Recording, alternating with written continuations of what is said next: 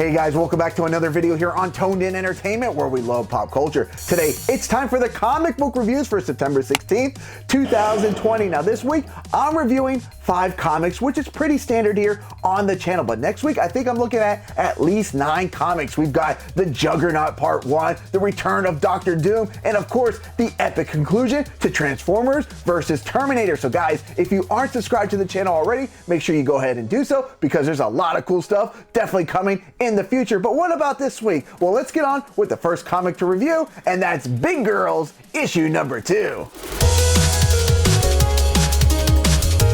In issue number 1, I posed the question that the title of the comic was Big Girls, but we only met Ember.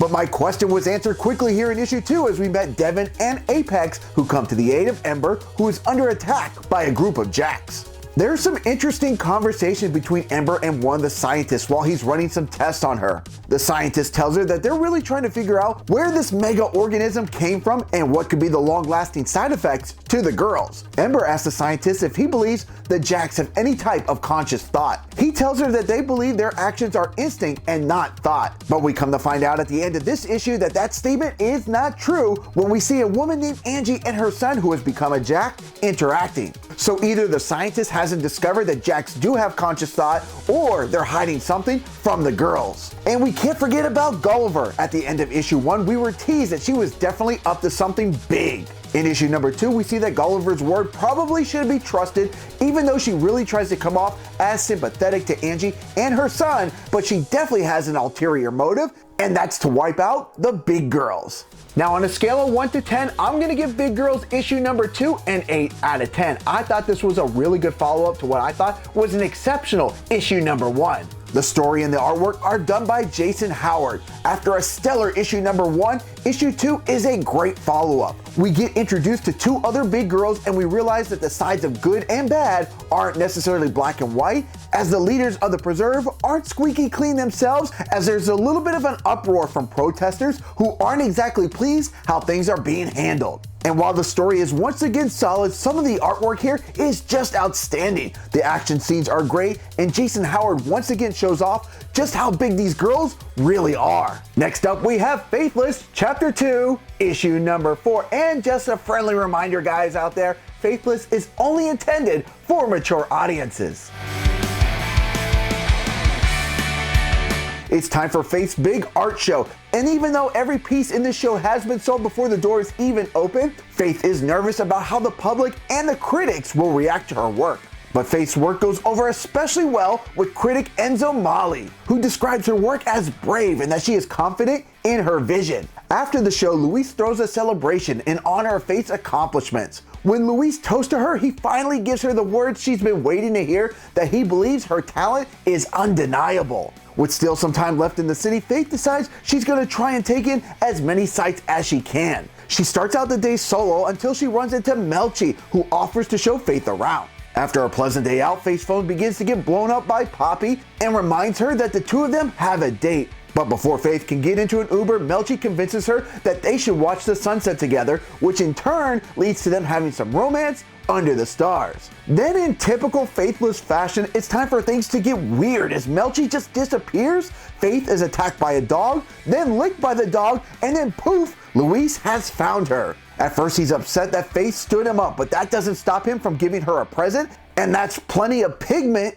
just like he promised. Now, on a scale of 1 to 10, I'm gonna give Faithless Chapter 2, issue number 4, a 7.5, and that's been pretty much consistent with the reviews I've given the other 3 issues. They're always landing in the 7s, and that's a good thing. That means it's consistent, it's good, it's kept me intrigued, and I'm definitely looking forward to 2 more issues of wacky and crazy adventures with Faith coming in the future. Next up, we have a Dark Knight's Death Metal tie-in with Justice League, issue number 53. Now, I've really been digging the Dark Knight's Death Metal series. Last week, I actually did read Dark Knight's Death Metal Trinity Crisis. I didn't get a chance to review it, but guys, this issue kicked major butt. It was so great. It was definitely one of the best comics I've read in a long time, and I probably should just go back and review it on its own. This comic was awesome. But what about the comic that has a tie-in? Now, Justice League is going to have a 5-issue tie-in to the Dark Knight's Death Metal series. Now, I have not been keeping up with Justice League, so I did come into this kind of like not knowing what's going on. But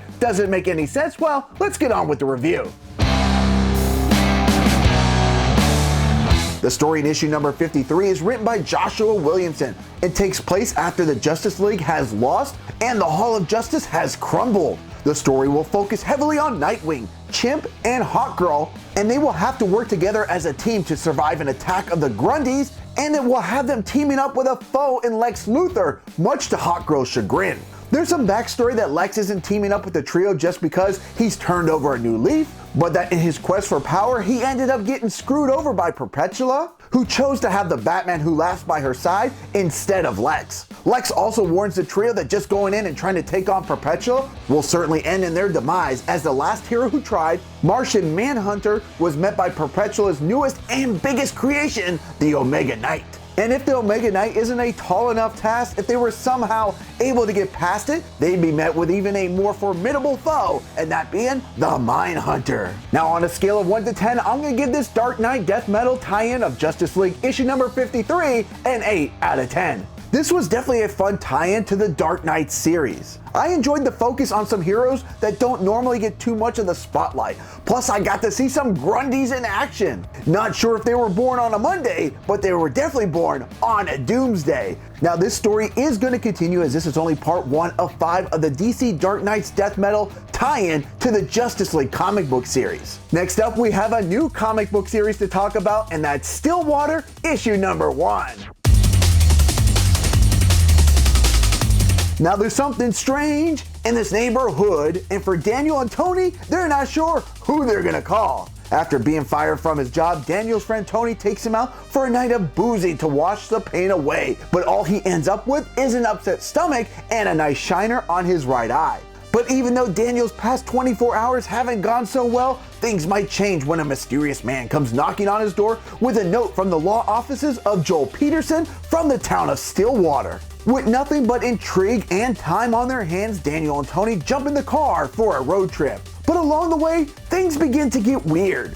They can't seem to find the location on any map, there are no signs, and even when they ask a gas station attendant, she's never heard of the town of Stillwater. As Daniel and Tony continue their drive, they are pulled over by an officer who actually knows where Stillwater is. But he warns them that they better be on their best behavior because the locals, they're not used to visitors. Once Daniel and Tony arrive, they don't necessarily get a good vibe off the town, but they figured that they are here, why not make the best of it and see what this note is all about. But before they can chow down, Tony sees a young boy fall off a building that should have left to his demise. But after Tony and Daniel rush the youngster to see a doctor, this kid just pops right up and heads out on his own. Now Daniel, whose black eye has suddenly healed itself, begins to demand answers. But the officer that warned these guys to behave shows Daniel and Tony what they do to troublemakers as they tie them up and take them beyond the town's border. To prove that the Stillwater locals aren't playing around, let's just say Daniel will no longer need the carpool lane. And then just as they're about to deal with Daniel, a voice from the distance yells out, "Wait, my boy, you're back!" Now, on a scale of 1 to 10, I'm gonna give Stillwater issue number 1 an 8.5 out of 10. I really did enjoy this story. I like the character development. Plus, I'm really intrigued to see what's gonna go on with this town. What is the mystery that keeps all these locals really on their toes? I cannot wait for issue number 2 next month. And now for my pick of the week for September 16th, 2020, and this shouldn't be really much of a surprise if you guys have been following along here on the channel, and that's Devil's Highway, issue number 3.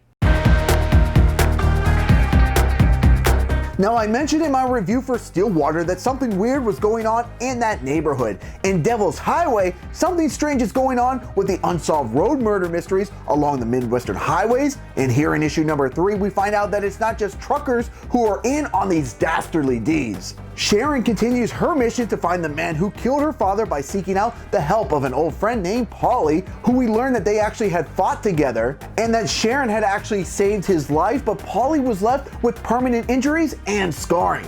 But while he might not be able to put up a fight, Paulie is of assistance by pointing her in the right direction of a man called Quentin Skinner, who was once an agent in the case of the highway murders, but then he actually became a suspect in his own case. As Sharon leaves the establishment she met Paulie at, she is met with a welcoming present in her car. Sharon then decides to head over to an underground cellar of exotic animals, but after asking a few too many questions, she's ambushed by the dealer, and this interaction knocks her off her feet. In previous issues, we saw that someone has been conducting surveillance on Sharon, and here in issue number 3, we meet this person.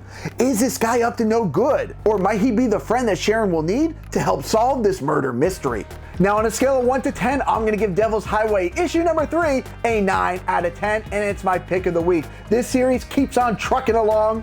Yes, bad pun intended, but it's true. This series has been great. The characters, the story, the artwork. I love everything so far I've seen in Devil's Highway. We've only got 2 more issues left, and I can't wait to see how this comic series all wraps up. Now, what comics did you read this week that I didn't? What did I miss out on that I should check out on maybe next time I go to my comic book store? And if you read any of the 5 comics that I reviewed this week, what were your thoughts? Leave me a comment down below. And guys, next week we have a big week. We have some great comics coming out. So guys, make sure you subscribe here to Toned In Entertainment for future videos. Subscribe to the channel.